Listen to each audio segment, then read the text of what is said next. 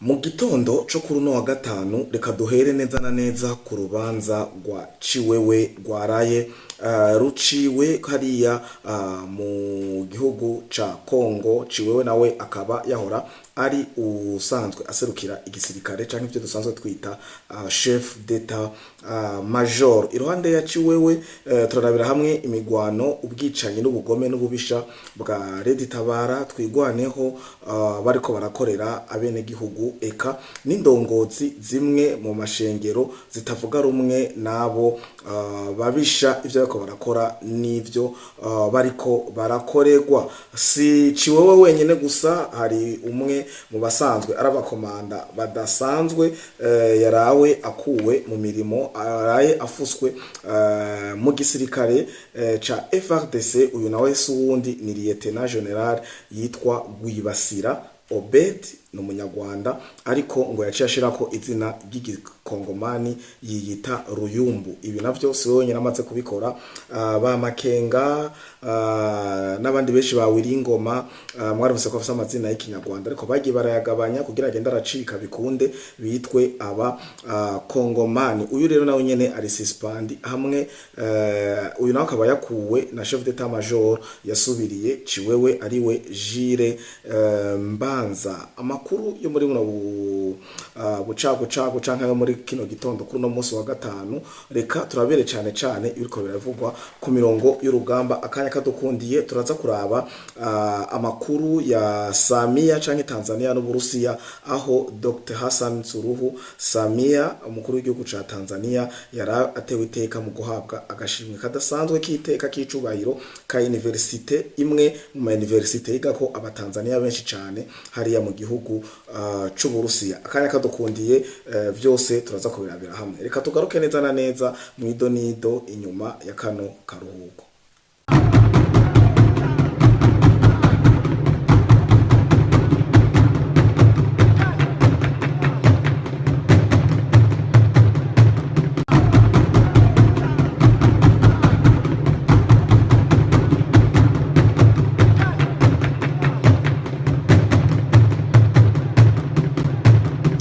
Ikaze mwiriwe na mwaramutse bakunzi ba Free Podcast TV umwe wese aho aherereye, ndizera ko muguwe neza mu miryango yanyu.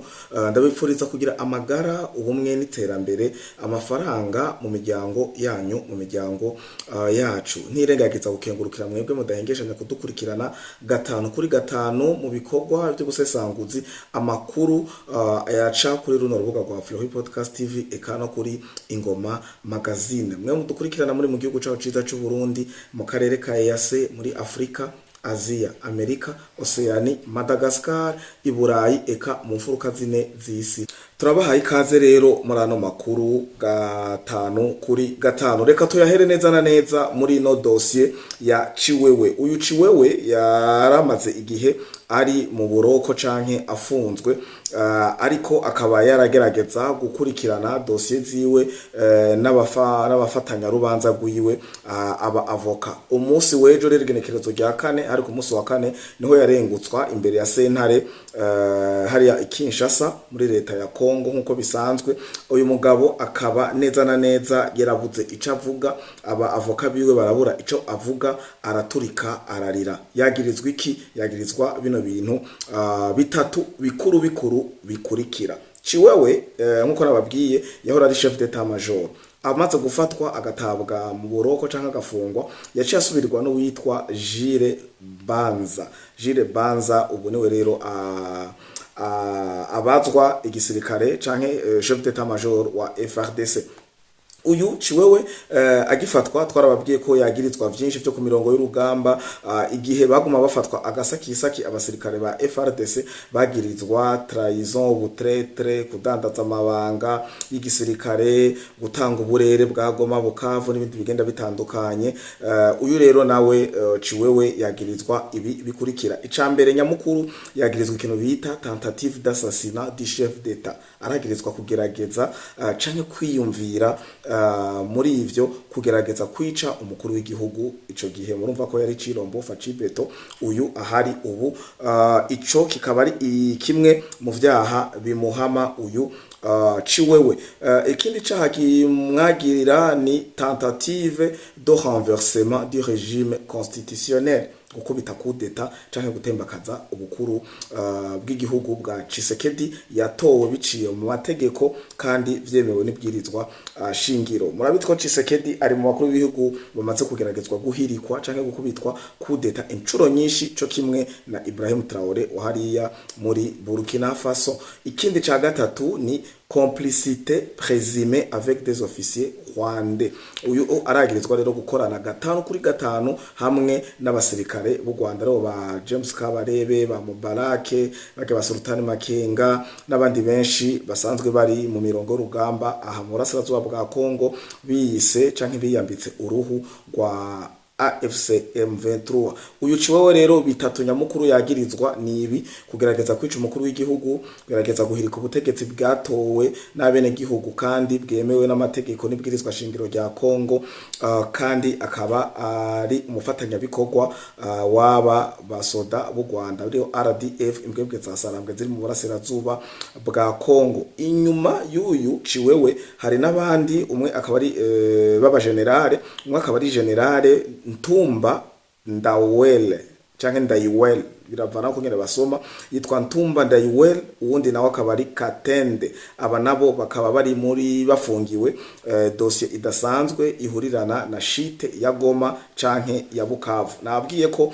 umu officier wese yafashwe kiriya gihe twaguma tubamenyesha yagirizwa swate kugira uruhara mu ifatwa rya Bukavu, mu kugira uruhara mu ifatwa rya Uvira, no kuguma bakominikana mu gutanga ibigwanisho, mu gutanga amakordone, ngo mu kuvuga amazone n'amasite strategique. Nagomba babwire ko izi mbwebwe za Sarambwe borohewe gufata Goma na Bukavu kubera aba batretre nyene urutonde rwaba aba ni bamwe muri bo, kuko haro n'abasirikare bato bato bage bafata miheto nyene muca mu bumva bari abato bato nabo nyene bafungiwe kandi bagirizwa ubutretre. Ariko aba ba generale bamwe muri aba generale tubasomeye bagirizwa ko ntibigize ngo batanga amakomandema, barabwirwa ataka ariko ngo ntibabwire ababayoboka ngo nimukore ukunukunuko, ahubwo au contraire bagaca bagira rotre canke repli canke ngo bakaja muri patrouille bava aho bari bagaca batanga coordonnées tuvuye hana kandi ari strategique gende muhafate. Ibi nivyo uyu mugabo Ntumba Ndayiwele na Katende bafungiwe shite Dogoma na Bukavu, ngo ne pas donner d'ordre d'assaut et communiquer au Rwandais des points stratégiques. Nivyo nameje kubabwira mu rurimi rw'ikirundi. Uyu rero ciwewe nkuko biri na bagenzi we barengutse, bikaba byabakomeranye cyane kuko bagaragaye mu mareresi batora imishwara bakarira bakihanagura arabasirikare, aho vyagaragara ko bafise hogre cyane gose kumbure babarizwa bibutse udufaranga duke bahawe, hanyuma bikarangira bishe kariyeri yabo. Kumbure urubanza rwo gupfa muri Kongo rwacahari, bariyumvira tugiye gukorerwa iki. Murabitwa na Joseph Kabila yaciriwe urubanza rwo gupfa. Tukiri ku mirongo y'urugamba canke mu burasirazuba bwa Kongo canke muri Kongo muri rusange ariyo RDC, tubabwire ibiriko birabera muri Minembwe bibabaje. Muri Minembwe hariko haraba ubugome n'ububisha budasanzwe. Nubwahe ni twigwaneho ngo na Red Tabara bariko baragenda bamenasa bica bongera bafunga abatama bageze mu zabukuru, abatama bageze mu zabukuru cane cane ngo indongozi z'amasengero canke abantu cane cane bihaye ivy'amadini kuruta ibindi. Ngo aha turashoboye kugerageza kubasomera amwe mu mazina y'aba bakozi b'Imana, aba pasiteri bamaze gufungwa bazwi kandi bamaze kwandikwa mu makete menshi ba leta babatakambira. Aba batakambira ni bande? N'abanyamurenge nyene batavuga rumwe na Paul Kagame canke n'abanyamurenge basanzwe bubaha canke bayoboka imigambi mibi y'ububishirikira bera mu burasirazuba bwa Kongo, itumwe n'igihugu c'u Rwanda, inkotanyi RDF na Paul Kagame. Uwa mbere ni pasiteri yitwa Ruhorimbere Tite canke Tito, uyu arafunzwe. Hakaba witwa Yonaziri nawe nyene n'umupasiteri arafunzwe. Hakaba nundi yitwa Sebiringi Obedi aha aba nibo bapasiteri bamaze kugaragara mu ntonde n'amakete ariko arandikwa na bamwe mu banyamurenge basanzwe badahumeka impwemu imwe n'aba bandi bayoboka Paul Kagame. Sibo bonyene na bamwe mu bafideli babo, ndavuga abakirisu babo barafunzwe, baba abagabo, abana, abagore, imisore n'inkumi barafunzwe. Hanyuma tugiye kuraba nuko bo batemerana n'ibi bintu by'intambara. Ico ni kimwe, ntibafise umugambi umwe n'indoto zimwe nibi bariko birakobera mu burasirazuba bwa Kongo.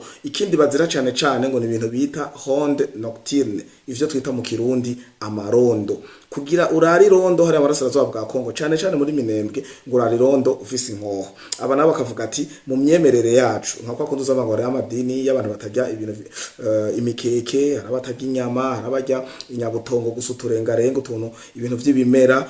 Murabizi muraza ko haro n'abadive batevye barikorera inyama zabo. Ni nkuko umuntu ugasanga afise croyance yiwe, imyemerere yiwe mvadini itume mubwira ati nturekuriwe gukora ku nkoho, nturekuriwe gukora ku nzoga, nturekuriwe gukora kuri iki na kiriya. Aba rero barazira ko banka kuja ngo mu mahonde nocturne kuko dini ryabo n'amyemerere bwabo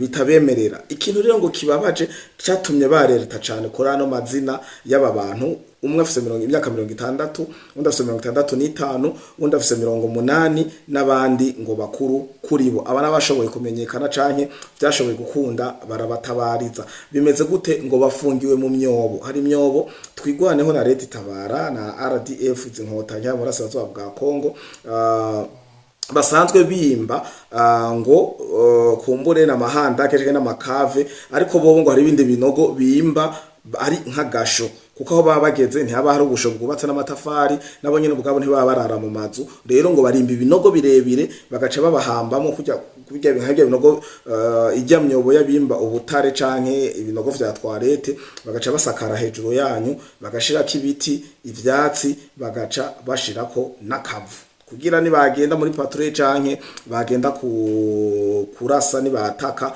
mwebwe ntimubagore cane ngo babazirike n'ibiziriko. Ikibabaje rero ngo nuko hariho bamwe bamaze kuba bopfirayo. Rero abanyamurenge bakaba barereta basaba ko aba bantu bore kugwa kuko ibintu biriko birakogwa bikorerwa abanyamurenge ngo bigakogwa n'abanyamurenge bifadikanije na Leta Itabara. Leta Itabara naho tuyigaruka ko musanzwe mubizi ko amaraporo maze gutangirwa ni menshi n'abanyamurenge nyene ubwabo eka nabazimwe mu ndongozi za hano mu gihugu cacu ciza c'u Burundi. Aba rero ngo bafunzwe sans oxygène, sans lumière, ngo aho bari ngo nta mwuka muzima uyu duhumeka turi muri buno kuno kwidegemvya canke ngo umuco ubashikira. Urumva ko baremvye ngo bamerewe nabi. Reka dufata akanya gatoyi twumvirize ni na kareresi kari mu Gifaransa kugira ntimuvuga ati ibi Fleury le Patriote wewe ukubikura hehe, ubwo ntibisunikwa n'umuyaga canke ni kwivugira canke no guhimba kugira oronke content. Narababwiye oya namba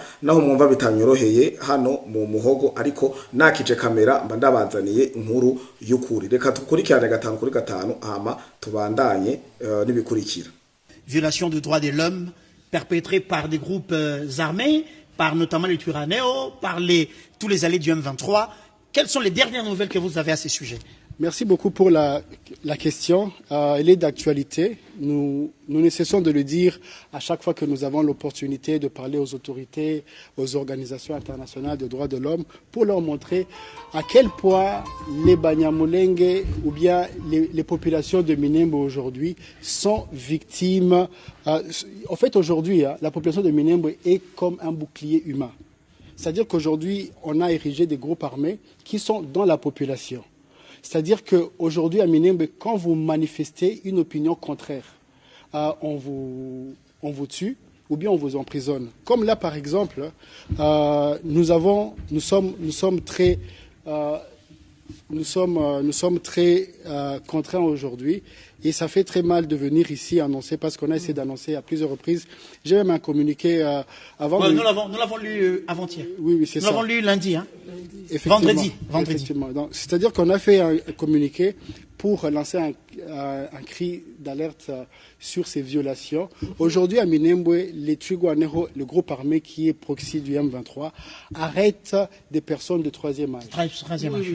Pour les interdire à exercer leur foi ou bien leur religion librement. Ça, c'est une grave violation de droits de l'homme. C'est une grave violation. Exactement. Imaginez, on prend, je vais quand même prendre 7 personnes que je vais citer, allez-y. qui sont emprisonnées et leur âge. Imaginez quelqu'un de 87 ans, vous l'emprisonnez dans des prisons. Ils ont des prisons où ils creusent des trous, c'est là qu'ils mettent les prisonniers. Quelqu'un de 80 ans, vous l'arrêtez. Pas de lumière, pas d'oxygène. Pas de lumière, pas d'oxygène. Pas d'aération. Aujourd'hui, beaucoup, les informations que j'ai eues ce matin, certains sont diabétiques, d'autres ont des problèmes de gouttes, etc., etc. Là, je vais citer par exemple le pasteur Ruhorimbere Tito. Il est le représentant légal de l'église de Gawera. Il a 60 ans. Je vais citer le pasteur Sebilingi Obed. Il est pasteur de l'église de Gawera. Il a 60 ans. Nous allons parler de pasteur Gwenyaguza Yonaziri, président de Runundu. Il a 75 ans. Nous avons le pasteur Emmanuel Ndagiro, église de Rubemba, il a 55 ans. Nous avons le pasteur Rubeni Mashuti, église de Rubemba, plus de 80 ans. Nous avons Enoch Masomo, pasteur Enoch Masomo Misinderi, église de Muzinda, il a 55 ans. Nous avons le pasteur Sebagabo Zakaria Nzabaho, qui est de l'église Bidegu, 87 ans. Leurs familles craignent pour leur vie. Aujourd'hui, la population locale vit dans un climat de peur totale, utilisé comme bouclier humain. Donc vous imaginez, le jeune, c'est celui qui a 55 ans. Celui qui a 55 ans. C'est-à-dire que on emprisonne des gens parce qu'ils appartiennent à une communauté qui ne veut pas toucher les armes. C'est-à-dire quoi, on les oblige de faire les rondes nocturnes, c'est-à-dire qu'il faut prendre les armes. Et eux, dans leur religion, ils ne sont pas permis à faire ces histoires-là. Mais comme vous ne voulez pas faire ce que nous vous demandons, imaginez à 87 ans. C'est-à-dire qu'à Minembwe, les gens sont en train de souffrir, même des personnes avec lesquelles nous sommes dans la même lutte derrière la République, qui ont des parents là-bas. Yes, ndibaza ko muhejeje kuvyumvira bivuzwe mu gifaransa nivyo uyu n'umunyamurenge ahejeje gutabariza bene wabo ariko bakaba badahuriye ku myemerere imwe na twigwaneho n'abandi banyamurenge basanzwe bayoboka. Paul Kagame yabishikiriza mu gifaransa ariko mu mfunyapfunyo n'ibigena babwiye atabariza amazina mwayumvise, akavuga ko bo bazira ko bo badakora ku nkoho canke imyemerere ya mvadini itabemerera gukora ibi basabwa gukora. Tugaruke nko nababwiye mu ntangamara uwitwa Lieutenant General Gwibasira Ruyumbu Obedi mu FARDC nkuko bisanzwe n'uyu mubona hano kuri kano kareresi. Uyu mugabo rero nawe nyene ivyiwe ntivyoroshe kuko polemique ni nyinshi cyane, harabavuga ibi na biriya. Ndaje ndababwire ama commentaire ndaza no kubashirira hano 5 kugira nimuvuge ibi nibikurimwo, kuko kenshi uvuze ibintu vy'ukuri birakunda kubabaza abanyarwanda nawe mu Barundi bashigikiye zino nzira z'inkotanyi, kuko tuvuze inkotanyi nduvuze abanyarwanda bose tuvuze kano gatsiko nkuko babivuga kagiye kuvyonga, kwiba, gufata ku nguvu, gusesa amaraso mu burasirazuba bwa Kongo. Hariho n'abarundi bari nyuma bashabikiye kuko umuntu ashabikiye Real Madrid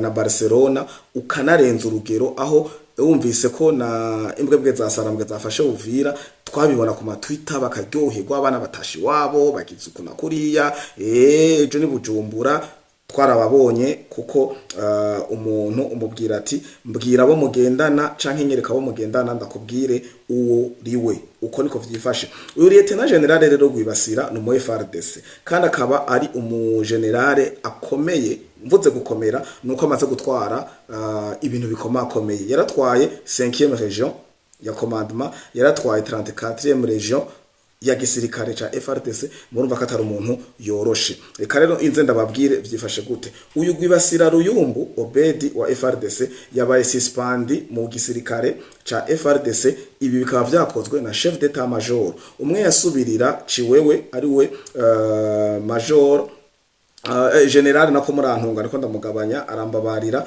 Lieutenant General Jules Banza Muilambwe. Uyu niwe serukira igisirikare ca Kongo muri rusangi. Uyu akaba yamusubirije rero n'umugenerale wundi mugenzi we n'umugenerale majoro yitwa Kalonda Famba Kaf, yitwa Kalonda Famba, ariko akaba afise agasiri no kubuhizi kitwa Kaf Kalonda F Famba. Uyu rero akaba ari imbere yuko asubirira uyu Lieutenant General Rwibasira yarasanzwe ari komanda AI w'imfata kibanza akatwara ishure ry'igisirikare rya FARDC muri Kongo. Nagomba bibutse ko tugiye kugerageza kwibukanya nuko uyu musirikare nkuko nabibabwiye Lieutenant General Rwibasira Ruyumbu ngo niryo yongeye ko kugira yitwe ko ari umukongomani ariko yitwa Rwibasira Obed. Turazi neza ko Rwibasira muca mumva kara amazina nyarwanda. Uyu rero Rwibasira Obed akaba nkuko nabibabwiye yari komanda regional wa 34e region militaire du Nord Kivu. Hariya muri Nord Kivu, muri Kivu y'Amajaruguru niyo yarahatwaye akarere ka gisirikare ka 34. Arongera araba komanda regional de FARDC muri Kasai. Yaratwaye n'akarere ka gisirikare ka 5 aho muri Kasai. Ibi rero ifatwa giwe n'ibindi bikurikira ndavuga polemique n'amajambo yagiye aravugwa inyuma yaha nuko uyu mugabo ikintu ca mbere nkuko nababwiye muri commentaire reka ndazibashirire ko tujana 5 kuri 5. Commentaire zivuga iki? Commentaire ziravuga ko les uns disent qu'il serait frère d'Okasita. Baravuga ko yoba ngo avukana na Gasita muramuzi numwe bazana muri Uvira akazana polemique nyinshi ujya wewe yari umunyamurenge bitomoye ariko baramwankiye kumvo zuko hari ibintu byo kuguma badandaza uburere bafatisha basorora ubutretre butagira izina. Uyu birangira nawe nyene bamugereranije na Kasita abandi bakavuga ko yoba bavukana na Kasita kumburingira baravye mu maso canke bararaba imiterere yiwe nkuko abanyarwanda babivuga babona ko asa na Gasita. Hari ikindi kivuga ati ngo il est rwandais infiltré. Amajijima n'amakomantere ni menshi arabavuza ati uyu n'umunyarwanda yatwinjiyemwo yinje mu gisirikare ca FARDC. Harundi yavuze ati esosi le fruit du brassage et mixage.